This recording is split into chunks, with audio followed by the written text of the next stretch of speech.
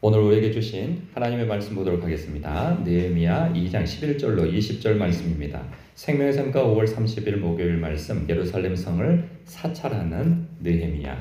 함께 읽겠습니다. 내가 예루살렘에 이르러 머무른 지 사흘 만에 내 하나님께서 예루살렘을 위해 무엇을 할 것인지 내 마음에 주신 것을 내가 아무에게도 말하지 아니하고 밤에 일어나 몇몇 사람과 함께 나갈새 내가 탄 짐승 외에는 다른 짐승이 없더라. 그 밤에 골짜기 문으로 나가서 용정으로 본문에 이르는 동안에 보니 예루살렘 성벽이 다 무너졌고 성문은 불탔더라. 앞으로 나아가 샘문과 왕의 못에 이르러서는 탄 짐승이 지나갈 곳이 없는지라. 그 밤에 시내를 따라 올라가서 성벽을 살펴본 후에 돌아서 골짜기 문으로 들어와 돌아왔으나 방백들은 내가 어디 갔었으며 무엇을 하였는지 알지 못하였고 나도 그 일을 유다 사람들에게나 제사장들에게나 귀족들에게나 방백들에게나 그 외에 일하는 자들에게 알리지 아니하다가 후에 그들에게 이르기를 우리가 당한 공경은 너희도 보고 있는 바라. 예루살렘이 황폐하고 성문이 불탔으니 자 예루살렘 성을 건축하여 다시 수치를 당하지 말자 하고 또 그들에게 하나님의 선한 손이 나를 도우신 일과 왕이 내게 이른 말씀을 전하였더니 그들의 말이 일어나 건축하자 하고 모두 힘을 내어 이 선한 일을 하려 하매 호론 사람 산발락과 종이었던 암몬 사람 도비아와 아라비아 사람 게셈이 이 말을 듣고 우리를 업신여기고 우리를 비웃어 이르되 너희가 하는 일이 무엇이냐 너희가 왕을 배반하고자 하느냐 하기로 내가 그들에게 대답하여 이르되 하늘의 하나님이 우리를 형통하게 하시리니 그의 종들인 우리가 일어나 건축하려니와 오직 너희에게는 예루살렘에서 아무 기업도 없고 권리도 없고 기억되는 바도 없다 하였느니라. 아멘.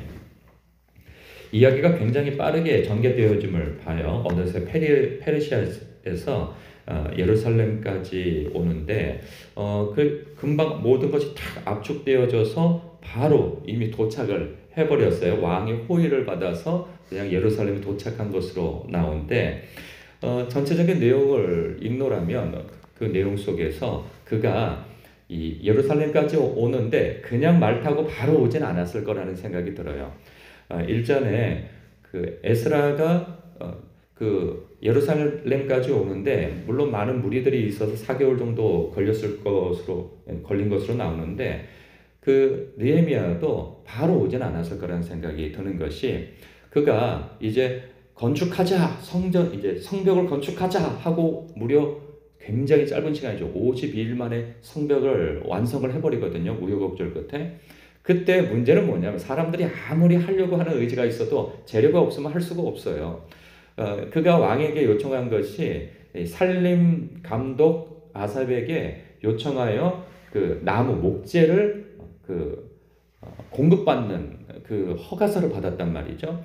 이 목재라는 것이 금방 가공되어지는 게 금방 뚝딱뚝딱 되어지는 게 아니란 말이죠. 그러니 그곳에 다 들려서 이제 그것을 조서를 내밀고 그것을 그 나무 목재를 이제 벌목을 해서 가공을 해서 가져오는 시간도 있단 말이죠. 이 모든 것들을 예루살렘에 도착하기 이전에 다 이 사람은 보면 굉장히 주도면밀한 사람입니다. 그러니까 그때 와서 재료를 구하고 이러면 다 늦어요. 그냥 파토 나는 거죠. 그래서 오기 전에 이런 모든 일들을 다 준비를 하고 이제 우리 함께 시작하자 하면 바로 재료들이 탁탁탁 공급이 되어져야 52일 만에 되어진단 말이죠. 그러면 그가 여기까지 오는 기간이 적게는 6개월, 길게는 한 1년 정도 걸려서 오지 않았을까 하는 생각이 듭니다. 와서도 그가 3일 동안 머무르면서 그냥 여독을 푸느라 앉아있을 사람으로 보여지지가 않아요. 이 사람이.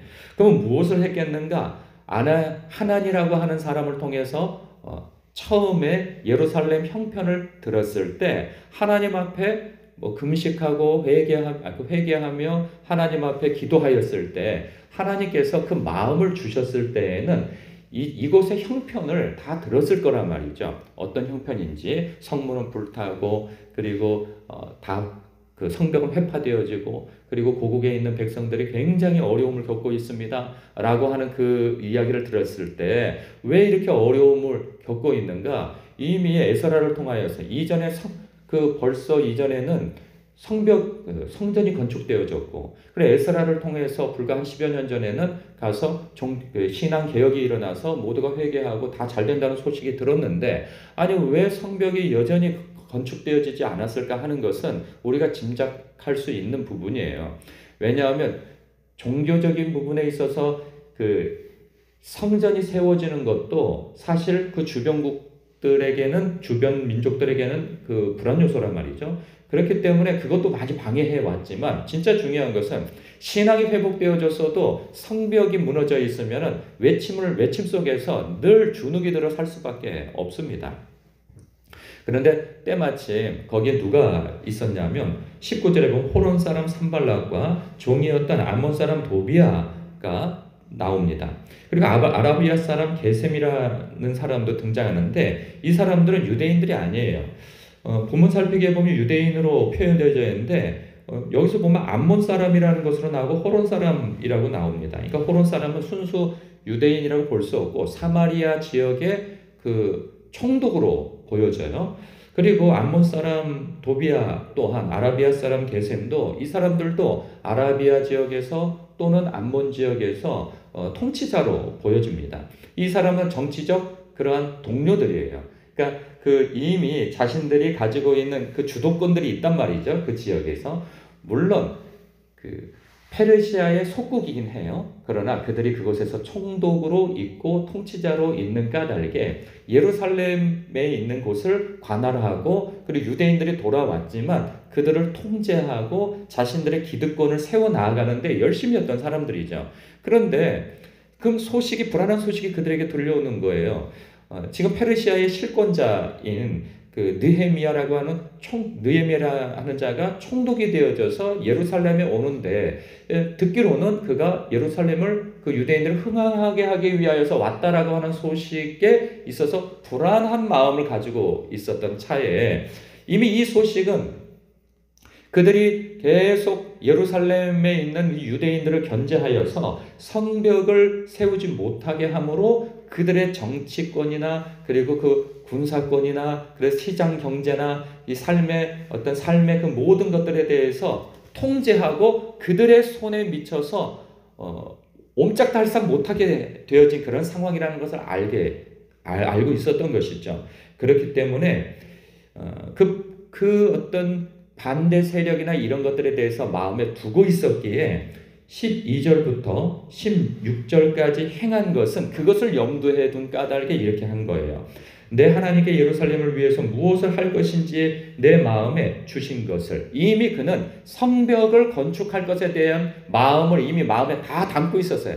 그렇기 때문에 왕에게 요청한 것이 그 성문을 세우기 위한, 그 성벽을 세우기 위한 그 허락을 받았던 것이고, 그리고 실제적인 재료를 구할 수 있도록 허가서를 받았던 까닭이 바로 거기에 있었던 것이죠. 이미 마음속에 하나님께서 주신 말씀과 그의 사명이 무엇인지를 마음에 새겼고, 그러한 마음으로 그가 예루살렘에 온 것이죠. 그래서 내가 아무에게도 말하지 아니하고 밤에 일어나 몇몇 사람과 함께 나갈새 내가 탄 짐승 외에는 다른 짐승이 없는 가운데서 한밤중에 그 예루살렘의 형편을 돌아보기 위해서 그 성벽이 세워졌던 터를 쫙 사찰하게 되어집니다.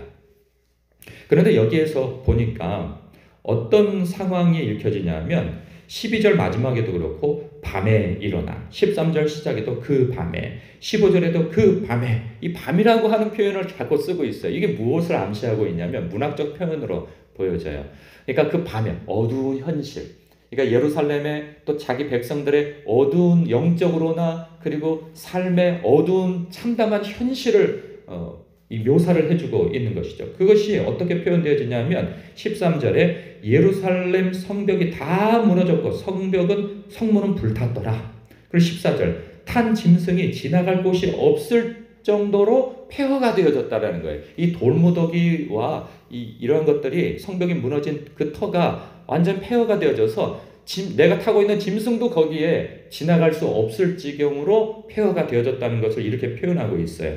그러니까 상황이 굉장히 암담한 것이죠. 아무리 성전이 건축되어졌고 신앙 회복 운동을 했어도 경제권이 불안하고 그리고 정치적으로 군사적으로 늘 외침을 받을 것이 그 불안 요소에 있으니 누구를 의지하게 되겠어요?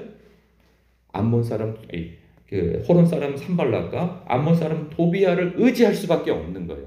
그러니 그들이 유대인입니까? 그것도 아니죠. 그러니까 그들을 의지하려니 모든 것이 타협으로 들어갈 수밖에 없어요. 그러니 성전을 세우고 신앙 회복 운동을 해서 하나님의 은혜와 감격이 있는 가운데 신앙생활을 하려고 해도 삶이 도와주지 않는 거죠. 이런 상황 속에서 이 참담한 이 암흑적 현실을 바라보며 그가 아무에게도 말하지 않고 그의 마음에 있는 것을 이제 이때다 하는 그때에 17절 자 예루살렘 성을 건축하여 다시 수치를 당하지 말자 하고 그들을 격려하고 그렇게 해서 함께 하자라는 그렇게 독려를 하게 되어지는 거죠. 그러면서 그들의 마음에 이제 긍정적인 마음을 불어 넣어주기 위하여서 18절에 그들에게 하나님이 선한 손이 나를 도우신 일과 왕이 내게 이른 말씀을 전하였더니 그러니까 성벽을 건축하는 것은 정치적인 문제이기 때문에 종교적인 문제가 아니고 정치적인 문제이기 때문에 이것은 큰 오해를 살 수 있는 문제였기에 아무도 손을 댈 수 없었어요. 그런데 왕의 술관원으로서 그것을 허가를 받고 왔기에 그리고 그가 정치적으로 총독의 위치에 있었기에 이 일은 가능하다. 하나님께서 우리와 함께 하신다. 라고 하는 모든 과정을 이야기했을 때 비로소 사람들이 그래 이제는 해볼 수 있겠어 하는 그 마음을 가졌던 것이죠. 그런데 문제는 이 불안 요소가 가만히 있지 않는다는 거예요. 19절에 호론 사람 산발락과 종이었던 암몬 사람 도비아와 아라비아 사람 게셈이 이 말을 듣고 우리를 업신여기고 우리를 비웃어 이르되 너희가 하는 일이 무엇이냐 너희가 왕을 배반하고자 하느냐 이거 너희가 반역자다 이렇게 몰아가고 있는 거예요. 이거 굉장히 두려운 모함이죠. 하나님의 일을 하려고 할 때 그리고 하나님께서 약속의 말씀도 주시고 우리로 하여금 어떤 마음의 부담감을 주셔서 거룩한 부담감을 주셔서 하나님 앞에 어떤 공적인 일에 헌신을 하려고 할 때나 또한 내 영혼의 문제를 놓고 하나님 앞에 이제 내가 일어서야지 하는 마음에 기도 회복 운동을 하고 그리고 말씀 회복 운동을 하고 예배 회복 운동을 하는 가운데에서도 역시 마찬가지이고 악한 마귀는 하나님을 대적하고 하나님의 백성을 대적하는 자는 가만히 내버려 두지 않는다는 거예요. 교회도 그렇고 개인도 그렇고 말이죠. 보세요. 교회가 그냥 가만히 잠자고 있으면요. 그 어려움 당할 일이 없어요. 외부적인 공격도 당할 일이 없고 내부적으로 큰 갈등도 없어요. 그런데 기도회를 하자고 하고 그리고 전도하자고 하면 그때부터 교회는 몸살을 앓게 되어져요. 외부적으로 어떤 문제가 없으면 잠잠하면 내부적으로 갈등이 막 일어나게 되어진단 말이죠. 그 내부적인 그 갈등을 당황해가지고 그 불 끄다가 그 불이 다 꺼져버려요. 이 거룩한 열망의 불이 다 꺼져버린단 말이죠. 그래서 우리가 인식해야 할 것은 무엇이냐면 이 느헤미야도 그걸 인식하고 있어요. 방해가 분명히 있을 것이다. 대적하는 자들이 분명히 있을 것이다. 여러분 우리가 그것을 인정해야 돼요. 내가 하나님 앞에 내가 바로 서려고 하면 반드시 대적자가 일어서게 되어 있습니다. 교회에서도 교회가 부흥하려고 하는 그 시점에서도 반드시 대적자가 있게 마련이에요. 그것을 이상히 여기고 당혹스러워할 필요가 없어요. 아유 내가 진짜 이러한 일 때문에 내가 좀 편하게 살아야지. 아유 내가 성경을 읽으려고 하니 기도를 하려고 하니 전도를 하려고 하니 예배 생활을 회복하려고 하니 아유 내 가족이 나를 가만히 두지 않아. 일터가 나를 가만히 두지 않아. 그리고 내 안에 이 욕망이 가만히 나를 내버려 두질 않아. 내 주변 사람이 술 친구가 나를 가만히 내버려 두지 않고 담배 친구가 나를 가만히 내버려 두지 않고 나의 직장 동료가 내버려 두지 않고 내버려 두는 사람이 없습니다. 그럴 때 너무 당황한 나머지 아유 내가 뭐 이렇게까지 해 그냥 전에 그냥 하던 대로 하지 이렇게 되돌아가 버리고 만다 말이죠. 그런데 느헤미야는 그것을 알고 있었어요. 알게 되어지면 대처가 가능해져요. 20절에 내가 그들에게 대답하여 이르되 하늘의 하나님이 우리를 형통하게 하시리니 그의 종들인 우리가 일어나 건축하려니와 오직 너희에게는 예루살렘에서 아무 기업도 없고 권리도 없고 기억되는 바도 없다 하였느니라 그런 거죠. 그러니까 이 일은 하나님이 기뻐하실 일이기 때문에 너희들이 아무리 방해하고 대적한다 할지라도 나는 너희들의 위세에 놀라 이것을 그만둘 생각이 없다 하고 자신감 있게 그 자신감을 내비치는 것이죠. 문제가 있으면 문제를 해결해 나가고 내가 분명한 것은 첫 번째 반드시 거룩한 열망 가운데 하나님께서 주시는 사명과 그 감동 속에서는 대적자가 일어난다. 대적자가 일어나서 나를 대적하면 분명한 것은 하나님께서 세우신 일이기에 물론 대적자도 일어나지만 그 문제도 하나님께서 해결해 주신다. 그러니 겁먹지 말고 하나님께서 이 일을 형통케 할 것이니 나는 그 자리를 견디고 나아갈 것이라고 하는 그런 결단이 있어야 하는 것이죠. 물러서지 않아야 할 바위 같은 그러한 굳건함이 있어야 하는 것이죠. 그리고 그 문제를 주님과 함께 해결해 나가면 될 문제인 거예요. 그러니 여러분 두려워하지 마십시오. 하나님께서 여러분을 이제 하나님의 뜻 가운데 세워 나가시는 가운데 있으니 여러분의 말씀 묵상하고 기도하고 그리고 예배 회복 운동을 하고 나라고 하는 성전을 하나님의 뜻 가운데 회복해 나아갈 때 방해 세력이 있다는 것 속에서 두려워하지 마시고 오늘 이 느헤미야서를 묵상해 가는 과정 속에서 힘을 얻고 지혜를 얻어서 이것을 뚫고 나가고 돌파해 나가는 저와 여러분 되시길 주님의 이름으로 축복합니다. 기도하겠습니다.